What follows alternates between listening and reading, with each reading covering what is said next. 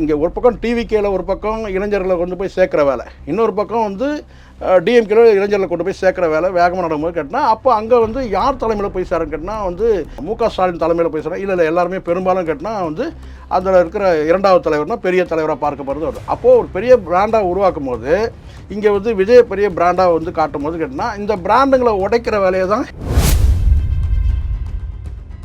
கல்விக்காக வந்து பார்த்திங்கன்னா வந்து பிரதமர் நரேந்திர மோடி அவர்களோட வந்து பல திட்டங்கள் இருக்குது. பல திட்டங்கள் வந்து பார்த்திங்கன்னா வந்து இப்போ இங்கே தான் சிக்கல் இருக்குது. ஏன்னா நம்ம இருமொழி கொள்கையில் நம்ம படித்ததுனால பல திட்டங்கள் வந்து நமக்கு வந்து வாயிலே நுழையில. ஆனால் எல்லாமே வந்து கேட்டால் பிரதமர்ன்ற பேரை சொல்லி தான் பல திட்டங்கள் வருது. அந்த திட்டங்கள்லாம் இங்கே மக்கள்கிட்ட போய் சேராமல் இருக்கிறதுக்கு காரணமே அரசியல் இங்கே முழுக்க இனம் மொழி இதை வச்சு தான் அரசியல் சுழந்துட்டு இருக்கு. அப்போ மக்கள் தெளிவடைஞ்சிட்டாங்கன்னா அப்போது இவங்க பிள்ளைகள் வந்து மும்மொழி படிக்கலாம், ஹிந்தி படிக்கலாம், ஆங்கிலம் படிக்கலாம், வேறு எந்த ஃப்ரெஞ்சு படிக்கலாம், எந்த மொழியெல்லாம் படிக்கலாம். ஆனால் வந்து பார்த்தீங்கன்னா ஏழைகள் வந்து ஏழை பிள்ளைங்க படிக்கக்கூடாது.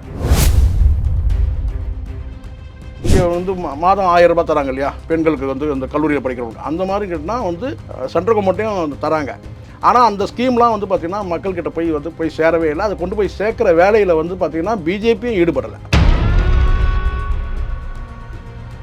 ஒரு விஷயம் நடக்குது சார். இந்த வியூக அமைப்பாளர்லாம் வந்த உடனே என்ன சொன்னாக்கா இந்த பிராண்ட் கிரியேஷன் சொல்லிட்டு ஒன்று இருக்குது. முதல் வேலையை அவங்க செய்கிறதுன்னு கேட்டிங்கன்னா ஒரு கட்சிக்கு யார் தலைவரோ அவர் வந்து பார்த்தீங்கன்னா பெரிய பிம்பமாக காட்டுறது, ஒரு பெருந்தலைவராக காட்டுறது, ஒரு அறிய கிடைக்காத. இப்போ எப்படி விஜயை பொறுத்தவரைனா உங்களுக்கு தெரியும்னு நினைக்கிறேன், அவர் ரொம்ப ரேரஸ்ட், ரொம்ப ஒரு பார்க்குறதுக்கே வந்து ரொம்ப அரிதான நபராக காட்டுறது, அல்லதுன்னு கேட்டால் வந்து ரொம்ப ஒரு பெரிய ஆளுங்க, ஒரு பெரிய அறிவாளி அப்படின்ற மாதிரி காட்டுறது. ஸோ ஒரு முதன்மைப்படுத்துறதுன்னு ஒன்று இருக்குல்ல, அதை வந்து பார்த்திங்கன்னா இப்போ வந்து ரொம்ப வேகமாக செய்கிறாங்க திமுக தரப்பில்.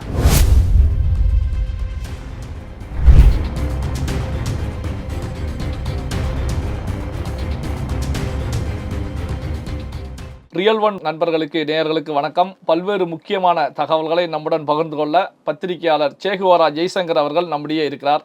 வணக்கம் சார். வணக்கம் சார். வணக்கம். இப்போ எடுத்துக்கிட்டோம் அப்படின்னா தமிழக அமைச்சர் அன்பில் மகேஷ் பொய்யாமொழி வந்து ஒரு முக்கியமான தகவலை வந்து வச்சிருக்காங்க. என்ன அப்படின்னா, ஹிந்தி மொழி வளர துவங்கிய பிறகு இந்த காலகட்டம் வரைக்கும் 56 மொழிகளை ஹிந்தி மொழி அளித்திருக்கிறது. அந்த பயம்தான், அதாவது ஹிந்தி மும்மொழி கொள்கை கொண்டு வந்தால் இந்தி வந்து தமிழை அழித்து விடும் அப்படிங்கிற துணியில ஒரு கருத்துக்களை முன்வைக்கிறாங்க. அதாவது ஏற்கனவே 56 மொழியை ஹிந்தி காலி பண்ணிருச்சு, அடுத்து அப்போ தமிழ்நாட்டுக்குள்ள வந்துச்சுன்னா தமிழை காலி பண்ணும் அப்படிங்கிற ஒரு அச்சத்தின் வெளிப்பாடா தெரிவிக்கிறாங்க. இது ஒரு பலவீனம் சார். இது முதல்ல அவர் என்ன டேட்டாவில் சொன்னார், இதெல்லாம் விளக்கமாக சொன்னார். எத்தனை மொழி வந்து அழிஞ்சிருக்குன்றதை முதல்ல சொல்லணும், ஒரு விஷயம் ஒன்று. ரெண்டாவது கேட்டால் இது 2 விஷயமாக நம்ம பார்க்கணும். இப்போ இந்த மேல் குடியேற்றம் இருக்குல்ல, இப்போ வந்து சொல்கிறாங்க வந்து வேறு மாநிலத்துலேருந்து இங்கே வந்து குடிபெயர்ந்து வேலை செய்கிறான்னு சொல்லிட்டு, ஒரு கட்டத்தில் நீங்கள் பார்த்துருப்பீங்க, கொரோனான்ற ஒரு சிக்கல் வந்தபோது ஒரு இயற்கை பேரிடர் வந்து கேட்டால் அவங்க வந்து பார்த்தீங்கன்னா அவங்களுடைய தாயகத்தை நோக்கி, அவங்களுடைய பிறப்பிடத்தை நோக்கி அவங்க பயணிக்கிறத நம்ம கடந்த காலத்தில் பார்த்தோம். அது கொரோனா பீரியடில் நம்ம பார்த்தோம். வியாபார நிமித்தமாக ஒருத்தர் வராங்க, அதன் மூலமாக வந்து பார்த்தீங்கன்னா அவங்களுடைய மொழியை இங்கே வந்து திணிச்சிருவாங்கன்னு சொல்லிட்டு நம்ம சொல்லவே முடியாது. காரணம் கேட்டால் இன்றைக்கி இந்த இடத்துல நான் சொல்கிறேன் கேட்டால் முதலாளிகளாக இருக்கக்கூடியவங்க எல்லாருமே கேட்டால் இங்கே தமிழர்களாக தான் இருக்காங்க. அவங்க வேலைக்கு பணியமர்த்தது. இப்போ நீங்கள் உதாரணத்துக்கு எடுத்துங்க, ஒரு பெட்ரோல் பங்க் இருக்குது. அந்த பெட்ரோல் பங்க்கில் வந்து வேலை செய்யக்கூடிய எம்ப்ளாயி வந்து பார்த்தீங்கன்னா ஒரு 6 பேர் இருக்காங்க. பெட்ரோல் பங்க் ஓனர் யாராக இருக்கிறாரு கேட்டால் இங்கே இருக்கிற அரசியல் பெரும்புள்ளியோ அல்லது வந்து தொழிலதிபரோ இருக்கிறாங்க. ஹோட்டலாக இருந்தாலும் அப்படி தான் எல்லா இடத்துலையும். ஸோ ஊழியர்களாக தான் அவங்க இங்கே வராங்க. அங்கே ஊழியர்களாக வந்தால் கூட வந்து பார்த்திங்கன்னா நாம் வந்து பார்த்திங்கன்னா அவங்ககிட்ட வந்து ஹிந்தியெலாம் பேசலை. இன்னும் சொல்ல போனால் அவங்க தமிழ் கற்றுக்குறாங்க. இங்கே தமிழ் வளருதுன்னு கூட என்னால் சொல்ல முடியும். தமிழ் கற்றுக்குறாங்க அவங்க. அப்போது இவர் சொல்லக்கூடியதுன்னு கேட்டால் அந்த மொழி அழிஞ்சிடுச்சுன்னு சொல்கிறார்ல, இந்த மொழி அழிஞ்சு போயிடுச்சுன்னு சொல்லிட்டு அதுக்கு வந்து கரெக்டான புள்ளி விவரத்தை தரணும் ஒன்று. ரெண்டாவது, நான் என்னுடைய பார்வையில் நான் ரொம்ப கேட்டால் பெரிய ஆழமாக இதில் சொல்லணும்னு எனக்கு அவசியம் இல்லை. இப்போ நானே எனக்கு இங்கே இருக்கிற பலரும் எதிர்க்கிறாங்கல்ல, முதல்ல அவங்கள சொல்லி நானும் கூட சொல்கிறேன். இங்கே பலரும் எதிர்க்கிற நபர்கள் எடுத்துங்க. இந்த எதிர்க்கிற நபர்கள் அத்தனை பேரும் நீங்கள் லிஸ்ட் எடுங்க சார். ஃபஸ்ட்டு ஒரு லிஸ்ட்டு இந்த அன்பில் மகேஷும் சேர்த்து எடுங்க லிஸ்ட். இவங்க அத்தனை பேருமே கேட்டால் அவங்களுடைய பிள்ளைகளை எங்கே படிக்க வைக்கிறாங்க? அது அண்ணாமலையே தெரிவிச்சுட்டாங்க. இதுதான் உண்மை. அது அண்ணாமலை வந்து நெத்தி பொட்டில் நேரடியாக வந்து அன்பில் மகேஷை அடிச்சிட்டாரு. அவர் சொல்கிறார் என்னன்னு கேட்டால் இவருடைய மகன் வந்து இந்த இடத்துல இந்த பள்ளிக்கூடத்தில் படிக்கிறாங்கன்னு சொல்லிட்டாரு. அப்போ நீங்கள் சொல்லணும், என்ன சொல்லணும்னு கேட்டிங்கன்னா, இல்லைங்க நாங்கள் வந்து அப்படி கிடையாது பாருங்கள், என்ன விட்டுருங்க. இப்போ அடுத்தவங்களுக்கு உதாரணம் சொல்லுங்கள். இவங்கெல்லாம் வந்து அரசு பள்ளி இருக்காங்க. எங்கேயோ ஒரு கலெக்டர் வந்து அரசு பள்ளியில் இருமொழி கொள்கையில் படிக்கிற இடத்துல படிக்க வைக்கிறார். இதை நீங்கள் சொல்லணும். இதை விட்டுட்டு நீங்கள் என்ன சொன்னீங்க கேட்டால் அவங்க சொல்லக்கூடிய கேட்டால் 56 இடத்துல 56 மொழிகள் வந்து அழிஞ்சிடுச்சு சொல்றது என்ன டேட்டா எந்த காலத்தில் அதே போல தமிழ் மொழியும் ஹிந்தி இதெல்லாம் மிரட்டுறது தான் உதவும் சார். ஒரு தமிழ் அழிஞ்சு போயிடும் அப்படிங்கிற ஒரு அச்சத்தை அவர் தெரிவிக்கிறார். நான் சொல்கிறேன் என்ன கேட்டால் ஆங்கிலம் வந்து நமக்கு வந்து உலகம் முழுவதும் நம்ம வந்து பயணிக்கிறதுக்கு வந்து ஒரு இணைப்பு மொழியாக இருக்குது கேட்டால் இந்தியா முழுவதும் நீங்கள் பயணிக்கணும்னா நான் சொல்கிறேன். இப்போ எல்லாரும் ஒரு கேள்வி கேட்குறாங்க, ஒரு நியாயமான கேள்வி. என்ன கேள்வி கேட்டால் அண்ணாமலை வந்து லண்டன் போனார், அங்கே வந்து ஹிந்தியில் பேசினார், ஆங்கிலத்தில் தான் பேசினார், ரைட். அதுக்கிட்ட அப்போ நான் சொல்கிறேன்னு கேட்டால் இங்கேருந்து டெல்லிக்கு போகிறாங்களா, இத்தனை எம்பிக்கள் போகிறாங்கல்ல, எல்லா இடத்துலையும் அவங்க ஆங்கிலம் பயன்படுத்துகிறாங்களா? எம்பிகளே எடுத்துப்போம், இங்கேருந்து எத்தனை எம்பிக்கள் வந்து வட இந்தியா போகிறாங்க சார், அங்கே போகும்போது கேட்டால் அவங்க எல்லாமே ஆங்கிலத்தில் பேசுகிறாங்களா, ஹிந்தியில் பேசக்கூடியவங்க? இன்றைக்கி எல்லாருமே இன்றைக்கி இருக்க பெரும்பாலும் கேட்டால் ஒரு திருமாவளவன் மட்டுமே நீங்கள் குறிப்பிட்டு சொல்ல முடியாது. அவருக்கும் வாய்ப்பு இருந்ததுன்னா ஹிந்தி தெரிஞ்சால் ஹிந்தியில் பேசுவாராங்க. ஏதாவது ஒரு சூழ்நிலையில் நமக்கு ஹிந்தி தெரியலையேன்னு கூட அவர் ஃபீல் பண்ணியிருக்கலாம். ஏன்னா அங்கே அவர்கிட்ட பேசக்கூடிய பயணிக்கிறவங்க, அவரோட பழக்கப்படுறவங்க, மாற்று கட்சி இருக்கிற நண்பர்கள் கூட அவங்க ஆங்கிலம் தெரியாத போது ஹிந்தியில் பேசும்போது இவரால் பதிலுக்கு வந்து நேரடியாக பேச முடியாமல் இவர் கொஞ்சம் கஷ்டப்பட்டுருக்கலாம். சொல்கிறேன் நான். எதுக்காக நான் இதை சொல்கிறேன்னு கேட்டிங்கன்னா, ஒரு மொழியை கற்றுக்கிறதுனால ஒன்றும் பிரச்சனையே கிடையாது. ஆனால் வந்து பார்த்தீங்கன்னா அங்கே வந்து நீங்கள் கட்டாயப்படுத்தி நீங்கள் திணிக்கிறாங்கன்றதையே நம்ம இப்போ சொல்ல முடியாது. இப்போ அவங்க சொல்லக்கூடியது மும்மொழி கொள்கை தான். ஆனால் இவங்க என்னன்னு கேட்டிங்கன்னா, ஒரு வேளை வந்து இங்கே வந்து நம்ம இந்தியை படிக்க ஆரம்பிச்சிட்டாங்கன்னா, இப்போ பொதுவாக நான் சொல்கிறேங்க, இப்போ நான் எடுத்துக்கிறேன் அந்த இடத்துல நான் சொல்கிறேன். நான் வந்து என் பிள்ளைகளை வந்து கேட்டால் வந்து மும்மொழி கொள்கையில் பள்ளிக்கூடத்தில் நான் படிக்க வச்சேன். அரசு பள்ளிக்கூடத்தில் படிக்க வைக்கல, தனியார் பள்ளிக்கூடம். அப்போ இயல்பாகவே அவங்க மூன்று மொழியை கற்றுக்கிட்டாங்க. எந்த மொழியோ ஒரு மொழி, 3 மொழியை அவங்க வந்து ஆங்கிலம், தமிழ், ஹிந்தி இப்படி. ஸோ இந்த மாதிரி பரவலாக இன்றைக்கி எதிர்ப்பு தெரிவிக்கக்கூடிய ஊடகத்தில் ஆதரவாக பேசக்கூடிய நபர்களும் ஒப்பிட்டே நான் சொல்கிறேன், எல்லாருமே தனியார் பள்ளிக்கூடத்தில் படிக்க வைக்கிறவங்க தான். யாரையாவது ஒருத்தராவது வந்து கேட்டால் நான் என் பிள்ளைய வந்து கேட்டால் இருமொழி கொள்கையில் பள்ளிக்கூடத்தில் நான் படிக்க வைக்கிறேன். நீங்கள் உங்கள் உதாரணம் சொல்கிறதெல்லாம் யாரை சொல்கிறாங்க தெரியுமா சார் உங்களுக்கு?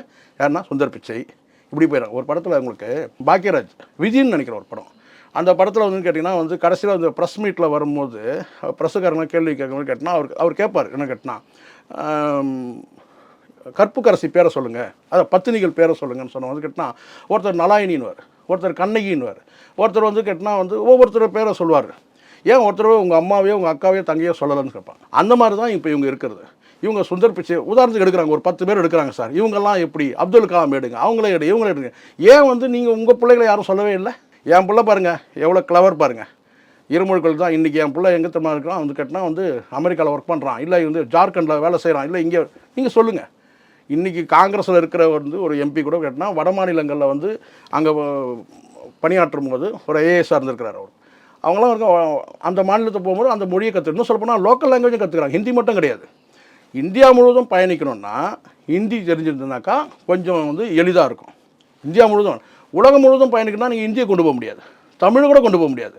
உலகம் முழுவதும் நீங்கள் பயணிக்கிறீங்கன்னா அங்கே ஆங்கிலம் தேவை. அப்போ இந்தியா முழுவதும் பயணிக்கணும்னா அங்கே ஹிந்தி தேவை. இது தானே சார் இதில் எங்கே இங்கே திணிக்கிறது வந்து இது பண்ணுறதுலாம் இருக்குது. நீங்கள் பெங்காலியில் போய் நீங்கள் வந்து வெஸ்ட் பெங்காலில் நீங்கள் செட்டில் ஆகிறீங்க, அங்கே பணி நிமித்தம் கேட்டால் அங்கே லோக்கல் லாங்குவேஜில் நீங்கள் கண்டிப்பாக நீங்கள் காலப்போக்கில் இங்கே கற்றுக்கிட்டே ஆகணும். ஹிந்தி தெரிஞ்சிருந்தாலும் கூட சொல்கிறேன் நான், ஹிந்தி இருந்தாலும் பயணிக்க முடியும். வெஸ்ட் பெங்காலில் ஒரு குறிப்பிட்ட சர்க்கிளில் குறிப்பிட்ட மக்கள் வந்து ஒரு மைனாரிட்டி பீப்புளாவது, எல்லா மாநிலங்களுக்கும் மைனாரிட்டி பீப்புள் வந்து பார்த்திங்கன்னா வந்து நான் சொல்கிற மைனாரிட்டினா மத ரீதியாக சொல்ல, ஒரு குறிப்பிட்ட ஒரு சிறுபான்மை மினிமம் பீப்புள் வந்து அங்கே வந்து பார்த்திங்கன்னா வந்து ஹிந்தி பேசுகிறவங்க. அப்போ ஈஸி பயணிக்கிறது. இன்னும் அந்த லோக்கல் லாங்குவேஜ் கற்றுக்கிட்டிங்கன்னா இன்னும் வந்து உங்களுக்கு வந்து சுலபமாக இருக்கும். இப்போ ஒரு அதிகாரத்தில் போய் உட்காடுறீங்க சார், நீங்கள் ஒரு மாவட்ட ஆட்சியராக போய் உட்காடுறீங்கன்னு வச்சுங்களேன், அங்கே வந்து சாதாரண மக்கள் வந்து பேசும்போது கேட்டால் அவங்க லோக்கல் லாங்குவேஜில் தான் பேசுவாங்க. உங்களுக்கு தெரிஞ்ச தமிழில் பேசுவாங்களா, இல்லை வந்து ஆங்கிலத்தில் பேசுவாங்களா, இல்லை வந்து கேட்டால் அங்கே லோக்கலில் இருக்கிற லாங்குவேஜை நீங்கள் தெரிஞ்சு தான் ஆகணும். அப்போது இங்கே பன்மொழி வந்து தேவை தான். ஆனால் அதே சமயத்தில் இப்போ வந்து ஒரு பள்ளிக்கூடத்தில் மும்மொழி கொள்கையை கொண்டு வராங்கன்னா அதை வந்து கேட்டால் மனம் வந்து ஏற்றுக்கலாம், அது ஒன்றும் தப்பே ஒன்றும் கிடையாது. ஆனால் இவங்க ஏதோ ஒன்று கேட்டால் வந்து மற்றவங்களாம் இப்போ என்ன கேட்டாங்க, ஒருத்தர்கிட்ட கேட்டேன், அவர்கிட்ட சொன்னதுன்னா ஏன் பயப்படுறாங்கன்னா மக்கள் தெளிவடைஞ்சிருவாங்க சார்.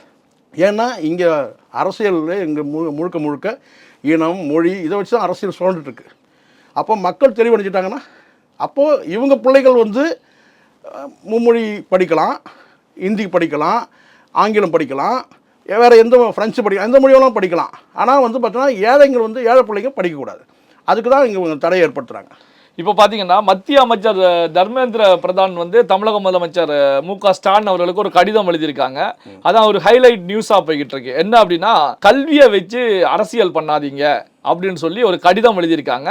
வீடியோவாகவும் பேசி முதலமைச்சரும் சொல்லியிருக்கிறாரு. முதலமைச்சர் அதே கருத்தை சொல்லியிருக்கிறாரு. என்னன்னு கேட்டினா, கல்வி வச்சு இங்கே யார் அரசியல் பண்ணுறாங்க, இங்கே பொது பார்வையில் பார்த்துன்னா ஒரு விஷயம்னு கேட்டினா, ஒரு விஷயம் வந்து இங்கே நடக்குது. என்னன்னு கேட்டினா, கல்விக்காக வந்து பார்த்திங்கன்னா வந்து பிரதமர் நரேந்திர மோடி அவர்களோட வந்து பல திட்டங்கள் இருக்குது. பல திட்டங்கள் வந்து பார்த்திங்கன்னா வந்து இப்போ இங்கே தான் சிக்கல் இருக்குது. ஏன்னா நம்ம இருமொழி கொள்கையில் நம்ம படித்ததுனால பல திட்டங்கள் வந்து நமக்கு வந்து வாயிலே நுழையல. ஆனால் எல்லாமே வந்து கேட்டால் பிரதமர்ன்ற பேரை சொல்லி தான் பல திட்டங்கள் வருது. அந்த திட்டங்கள்லாம் இங்கே மக்கள்கிட்ட போய் சேராமல் இருக்கிறதுக்கு காரணமே ஹிந்தி தெரியாதனால தான். ஏன்னா பேர்களை ஏற்கனவே கூட வந்து பிடிஆர் பழனிவேல்ராஜன் கூட சொல்லியிருக்காரு, எல்லா திட்டங்களும் பிரதமருடைய அந்த அந்த ஹிந்தி வார்த்தையில் வந்ததுனால தெரியலன்னு சொல்லிட்டு. கல்விக்காகவும் பல வந்து உதவிகள் வந்து பல உரிமைகள் வழங்கப்படுது. கேட்டால் பல வந்து இப்போ வந்து ஸ்டைஃபண்டாக இருக்கட்டும், இந்த மாதிரி ஊக்கத்தொகைகள்லாம் வழங்கப்படுது. ஆனால் அது வந்து கேட்டால் அந்த திட்டம்லாம் வந்து கேட்டால் போய் இப்போ உதாரணத்துக்கு கேட்டால் இங்கே வந்து மாதம் 1000 ரூபாய் தராங்க இல்லையா பெண்களுக்கு வந்து அந்த கல்லூரியில் படிக்கிறவங்களுக்கு, அந்த மாதிரி கேட்டால் வந்து சென்ட்ரல் கவர்மெண்ட்டையும் தராங்க. ஆனால் அந்த ஸ்கீம்லாம் வந்து பார்த்திங்கன்னா மக்கள்கிட்ட போய் சேரவே இல்லை. அதை கொண்டு போய் சேர்க்குற வேலையில் வந்து பார்த்திங்கன்னா பிஜேபியும் ஈடுபடலை. இது உண்மை, இந்த இடத்துல சொல்லி தான் ஆகணும். பிஜேபிக்கு வந்து கேட்டால் இப்போ வந்து ஒரு விஷயம் வந்து பிரதானமாக பேசப்படுதுன்னு கேட்டால், நீங்கள் இந்த திட்டத்துக்கு இந்த மும்மொழி கொள்கை திட்டத்துக்கு ஒத்துக்கலைனாக்கா உங்களுக்கு நாங்கள் நிதி வழங்க மாட்டோம்னு சொன்னது ஒரு பெரிய ஃப்ளாஷ் ஆகுதுங்க. ஆனால் இந்த மாதிரியான வந்து கல்விக்காக உதவக்கூடிய பல திட்டங்கள் இருக்குல்ல, பிரதமர் மத்திய அரசு கொண்டு வர திட்டம், அந்த திட்டங்கள் வந்து பார்த்திங்கன்னா கொண்டு போய் சேர்க்குற வேலையில் வந்து மக்களுக்கு தெரியப்படுத்துகிற வேலையை வந்து செய்யவே இல்லை. இல்ல அது வந்து மாநிலத்துல ஆட்சியில் இருக்கக்கூடிய கட்சி தானே அதை செய்யணும். வேணா மாநிலத்துல பாஜக ஆட்சியில் இணைஞ்சு அதுதான் அந்த இடத்துல என்னன்னு கேட்டினா, இவங்க அதை வந்து கிட்டத்தட்ட இருட்டடிப்பு கூட செய்கிறாங்கன்னு கூட சொல்ல முடியும். ஆனால் அந்த வேலையை வந்து பிஜேபி செய்யணும், அரசியல் ரீதியாக செய்யலான்ற. நான் இப்போ உதாரணத்துக்கு வீட்டு வசதி வரைய இருக்குன்னு கேட்டினா, அதில் வந்து பிரதமர் வீடு கட்டி கொடுக்குற திட்டம்ன்றது வந்து கேட்டினா ஒவ்வொரு கிராமங்கள்லையும் பலனடைகிறாங்க. ஆனால் அது வெளியே தெரியவே இல்லைன்ற. நான் ஒவ்வொரு கிராமங்கள்லேயும் சார் பிரதமர் இந்த வீட்டு வசதி வாரிய திட்டத்தின் மூலமாக கிராமங்களில் வந்து வீடுகளுக்கான வந்து வங்கி கடன் கொடுக்குறாங்க, அதுக்கான வந்து வங்கியில் வந்து நிதியுதவி கொடுக்குறாங்க, எல்லாமே செய்கிறாங்க. ஆனால் அதுக்கிட்ட மக்கள்கிட்ட போய் அந்த பலனடைகிறவங்களுக்கு தெரியும். ஆனால் அது வந்து பெரிய அளவில் வந்து பார்த்தீங்கன்னா ஒரு திட்டத்தை கொண்டு போய் மக்கள்கிட்ட வந்து அதை வந்து பேசுறதுக்கு ஆள் இல்லை. அது பிரச்சாரத்தின் மூலமாக அது மக்கள்கிட்ட கொண்டு போய் சேர்க்கணும் அந்த திட்டத்தை. ஆனால் அது நடக்கலைன்ற. நான் அது பிஜேபியும் கூட செய்யலை. அரசியல் ரீதியாக வந்து ஒரு அரசியல் கட்சி செய்யணும், ஆனால் அது பிஜேபி கூட அதை செய்யலைன்னு சொல்ல வரேன். இப்போ பார்த்தீங்கன்னா இந்த மும்மொழி கொள்கை பிரச்சனையில் மையத்தை வச்சு தான் இங்கே உதயநிதி அண்ணாமலை கடையில் வந்து பிரச்சனை கூட ஏற்பட்டுச்சு. ஆனால் பார்த்தீங்கன்னா இப்போ திமுகவில் அந்த பதிலடி கொடுக்கக்கூடியது, அப்போ பாஜகவுக்கு எதிராக செயல்படக்கூடிய தலைவர்களில் முதன்மையானவர் யாருன்னு எடுத்துக்கிட்டா இப்போ உதயநிதி ஸ்டாலின் தான் முன்னணியில் இருந்துட்டு இருக்காங்க.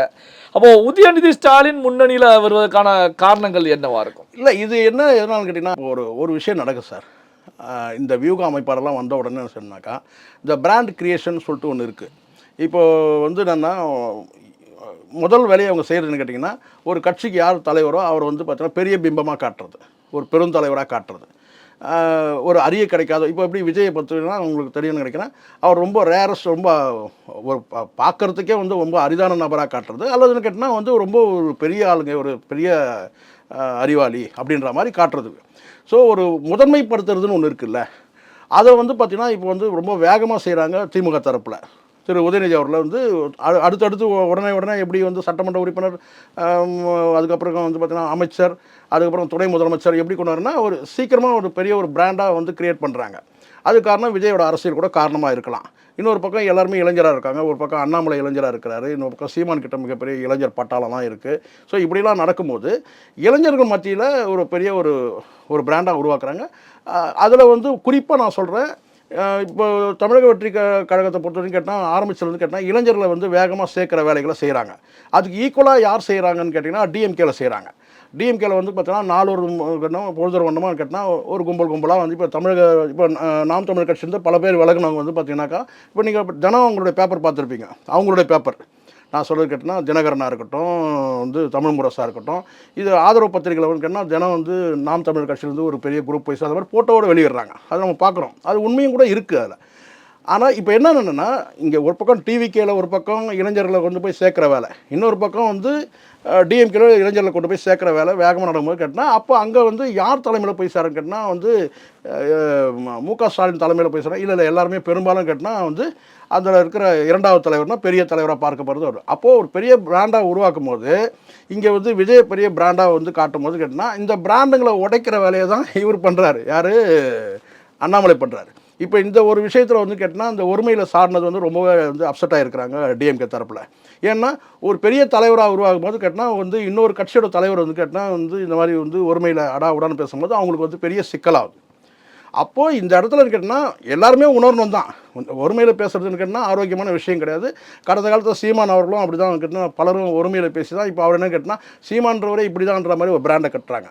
இப்போ கிட்டத்தட்ட அண்ணாமலையை அப்படி தான் கட்ட பார்க்குறாங்க திமுக தரப்பில். பார்த்தீங்களா அவர் இப்படி தான் அவர் பேசுவார், அவர் குவாலிட்டியே இப்படி தான்றாங்க. அப்போ அவர் உடனே என்ன சொல்கிறேன், கடந்த காலத்தில் இவங்க பேசுனதெல்லாம் எடுத்து போடுறாரு. ஸோ இப்போ என்னன்னு கேட்டிங்கன்னா அங்கே வந்து அண்ணாமலை பேசுனதுன்னு கேட்டிங்கன்னா அங்கே பிராண்டாக இருக்கக்கூடியவங்களுக்கு சிக்கலாகுது. அது விஜயா இருக்கட்டும் உதயநிதியார் ரெண்டு பேருக்குமே வந்து ஒரு சிக்கலாகுது. அது கடுமையான விமர்சனமாக தான் இந்த விமர்சனம் பாருங்கள். கடந்த காலத்தில் இந்த மாதிரியான விமர்சனங்கள் வந்து ஏன்னா ஒரு துணை முதலமைச்சர் போது ஒரு இந்திய அரசியல் சாசனத்தின்படி வந்து ஒரு துணை முதல்வரே வந்து ஒரு ஒருமையில் பேசுகிறாருன்ற அந்த டாக் வந்து இப்போ அவங்க எடுத்து வைக்கிறாங்க. இப்போ என்ன நடக்கும் எதிர்காலத்தில் கேட்டால் இனிமேல் வந்து யாரும் அந்த மாதிரி பேச வேணான்ற. இப்போ செந்தில்வேலாக இருந்தாலும் கூட செந்தில்வேல் எப்படி பேச முடியும், ஒரு கட்சியோட மாநில தலைவர், ஒரு தேசிய கட்சியோட மாநில தலைவர், அவரை நீங்கள் வந்து பார்த்தீங்கன்னா அவன் இவன் ஒருமையில் பேச முடியாதுல்ல. அப்போது நீங்கள் பேசுவது கேட்டால் இங்கே தான் சிக்கலாகுது. என்னென்னு கேட்டால் இவங்க வந்து பார்த்தீங்கன்னா போகிற போக்கில் வந்து சிவாஜி கிருஷ்ணமூர்த்தியோ இல்லை யாரோ ஒருத்தர் விட்டு நீங்கள் போகிற போக்கில் நீங்கள் அடிக்கும்போது அதில் இருக்கிற மாநில தலைவர் கேட்டால் சில நேரங்களில் வந்து கண்ணியம் கருதி, கண்ணியம்ன்ற ஒரு சொல்லுவாங்களே, நாகரிகம் கண்ணியம் தான் கருதி கண்டுக்காமல் போன காலம் உண்டு. அது பொன் ராதாகிருஷ்ணன் காலமாக இருக்கட்டும், அண்ணன் எச் ராஜா காலமாக இருக்கட்டும், அதுக்கு பிறகு வந்து தமிழிசை அவர்கள் காலத்தில் இருக்கட்டும், எல்முருகன் காலத்தில் கலந்து போனாங்க. ஆனால் இவர் இறங்கி அடிக்கிறார். இப்போ தான் அங்கே வந்து அங்கே பிராண்டு கிழியுது, பிராண்டு அடி வாங்குது. ஸோ அதனால் இப்படி தான் இது போயிட்டுருக்கு சார். ஆனால் இது வந்து பொதுவாக நான் சொல்லுவேன்னு கேட்டினா அரசியல் ஆரோக்கியமானது இல்லை இப்படி பேசுகிறது. பல்வேறு முக்கியமான தகவல்களை நம்முடன் பகிர்ந்து கொண்டதற்கு நன்றி சார். நன்றி சார்.